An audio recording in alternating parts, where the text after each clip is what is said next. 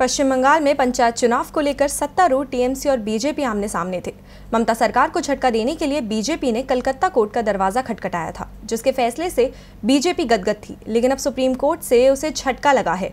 Court ने CM Mamata Banerjee को बड़ी राहत देते हुए बची हुई 34% सीटों के नतीजे जारी करने के आदेश दे दिए हैं। पश्चिम बंगाल पंचायत चुनाव को रद्द किया जाए या उन 20,158 सीटों पर फिर से चुनाव कराया जाए जो टीएमसी के उम्मीदवारों ने निर्विरोध जीती थी। इसे लेकर सुप्रीम कोर्ट के फैसले पर सभी की निगाहें टिकी थी, क्योंकि फैसला निर्विरोध जीती सीटों पर दोबारा चुनाव कराने पर आता तो जीत बीजेपी की होती। लेकिन सुप्रीम कोर्ट ने बीजेपी के अरमानों पर पानी फेरते हुए ममता सरकार को बड़ी राहत दी है। सुप्रीम कोर्ट ने कहा कि निर्विरोध जीती गई सीटों पर दोबारा पंचायत चुनाव नहीं होंगे। चुनाव आयोग 20,158 सीटों के नतीजे घोषित कर सकता है।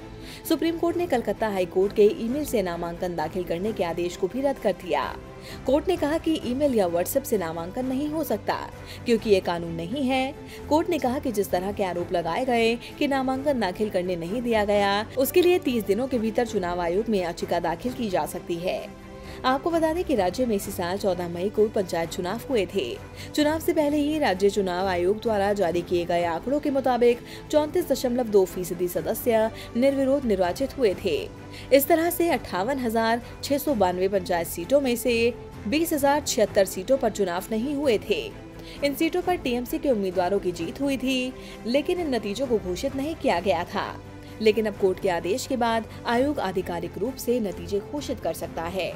कोर्ट के फैसले से जहां ममता सरकार की जीत हुई है, तो ये बीजेपी की बड़ी हार है, क्योंकि आगामी चुनाव को लेकर बीजेपी ने पंचायत चुनाव से उम्मीद लगाई थी। पार्टी का मानना था कि अगर पंचायत चुनाव में पार्टी ने पैर जमा लिए तो वो अपने लिए पश्चिम बंगाल की सियासी जमीन भी मजबूत कर पाएगी। लेकिन अब इस फैसले से बीजेपी को तगड़ा झटका लगा है। डीबी लाइव की रिपोर्ट।